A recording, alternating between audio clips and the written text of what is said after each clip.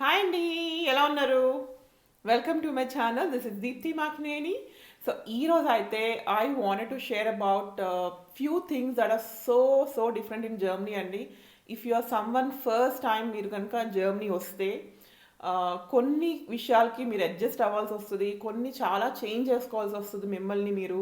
So అవి ఏంటి అనేది అయితే ఈరోజు మీతో షేర్ చేసుకుందాం అనుకుంటున్నాను. సో ద ఫస్ట్ థింగ్ అయితే you have to walk a lot అనమాట.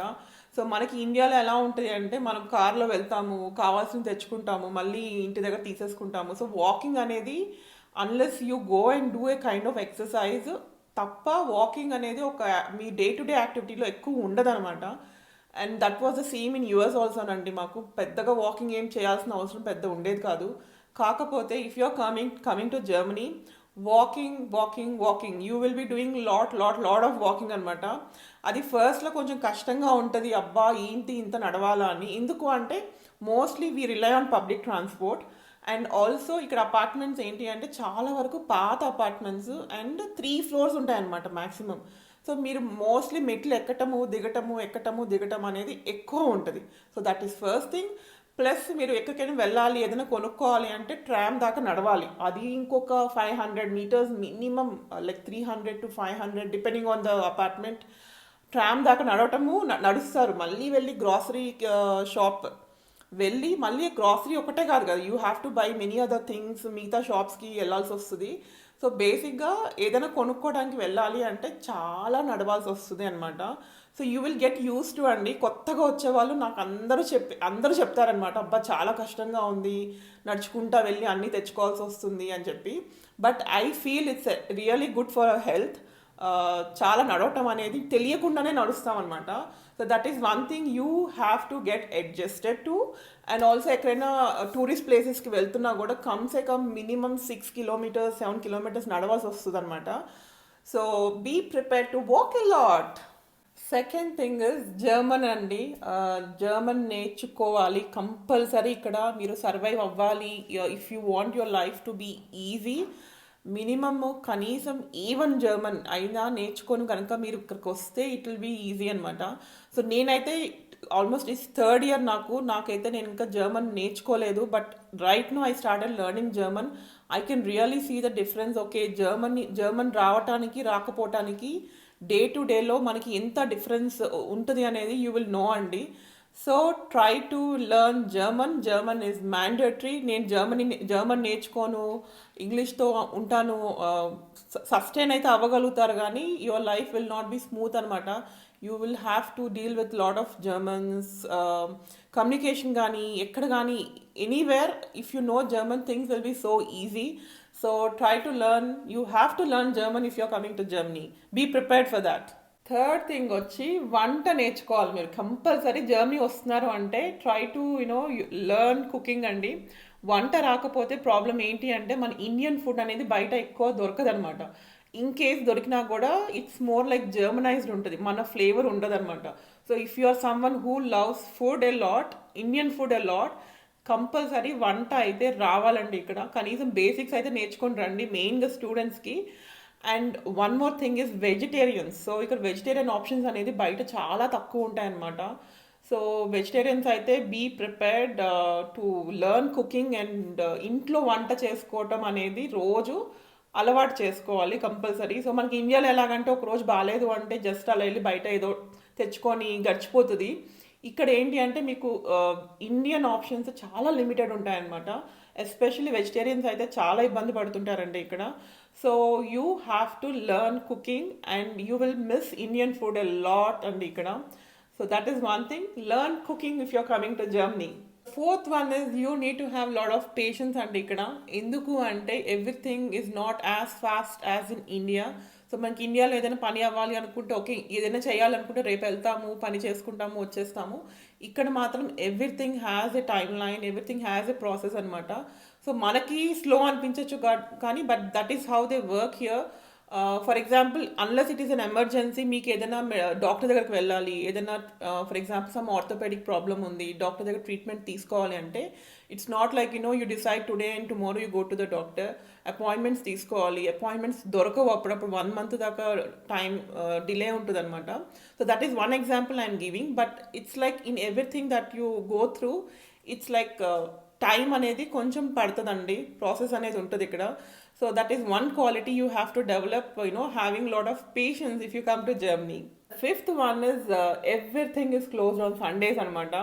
సో మీరు సండే రోజు రెస్టారెంట్స్ తప్ప ఏమీ ఉండదు. సో మీకు ఎమర్జెన్సీగా గ్రాసరీస్ కానీ ఏమైనా కావాలి అంటే ఏదో పెట్రోల్ బంక్స్లో షుగర్, సాల్ట్ లాంటివి అమ్ముతారు కానీ, but most of the time Sunday అనేది మీకు ఏమీ దొరకదండి.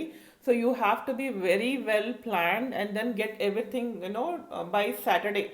సో సాటర్డే లోపల మీరు ఏమైనా తెచ్చుకుంటే Sunday you can cook and eat something. So Sunday అది కొంచెం కష్టంగా ఉంటుంది కొత్తగా వచ్చిన వాళ్ళకి. ఏంట్రా బాబు అసలు అన్నీ క్లోజ్ ఉన్నాయి, సండే రోజు బోరింగ్గా ఉంది అనిపిస్తుంది. కానీ కొన్ని రోజుల తర్వాత you feel like Sunday is something for yourself, చాలా టైం ఉంది మనం రిలాక్స్ అవడానికి అనేది అనిపిస్తుంది అనమాట. So be prepared. And also supermarkets కూడా టైమింగ్స్ బెవేరియాలో 8 కల్లా క్లోజ్ చేసేస్తారు everyday.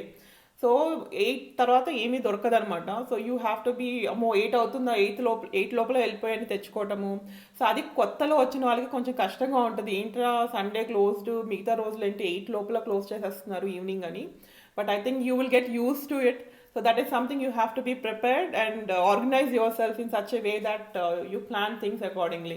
Sixth one is torrents అండి. ఇక్కడ if you are someone who love movies, Indian movies బాగా ఇష్టపడే వాళ్ళు ఉంటే ఇక్కడ టోరెన్స్ అనేది ఇల్లీగల్ అనమాట. మీరు కనుక డౌన్లోడ్ చేస్తే హెవీ ఫైన్స్ పడతాయి. ఇంకా మనకున్న ఆల్టర్నేటివ్ నెట్ఫ్లిక్స్ కానీ ప్రైమ్ కానీ వాటిలో మన కంటెంట్, తెలుగు కంటెంట్ అనేది ఎక్కువ ఉండదన్నమాట, ఎక్కువ రాదు ఇక్కడ. సో ఎప్పుడో కొన్ని మూవీస్ ఒకటో రెండో ఇండియాలో రిలీజ్ అయినవి ఒకటో రెండో ఇక్కడ వస్తాయి, కానీ ప్రతి ఒక్కటి రాదనమాట. So that is something you will miss అండి.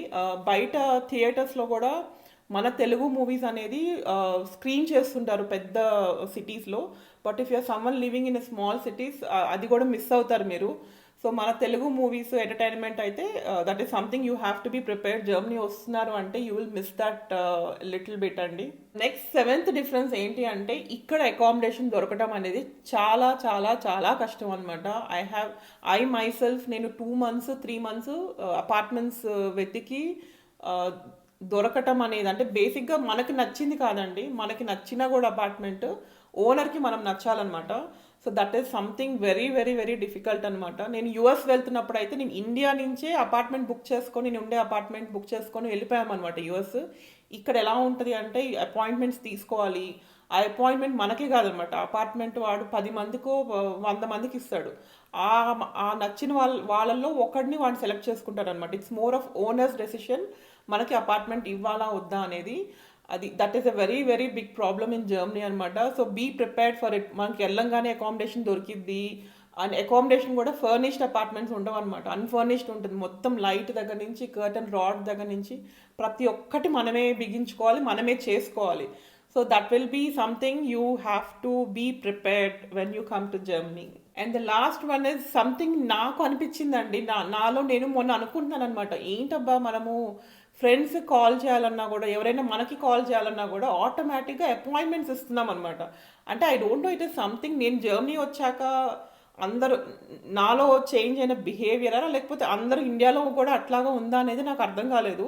సో ముందు ఇండియాలో ఉన్నప్పుడు ఏమవుతుంది, ఎవరికైనా ఫ్రెండ్కి కానీ ఎవరికైనా కాల్ చేయాలంటే టక్కుమని ఫోన్ తీసేసి కాల్ చేసేసేవాళ్ళం.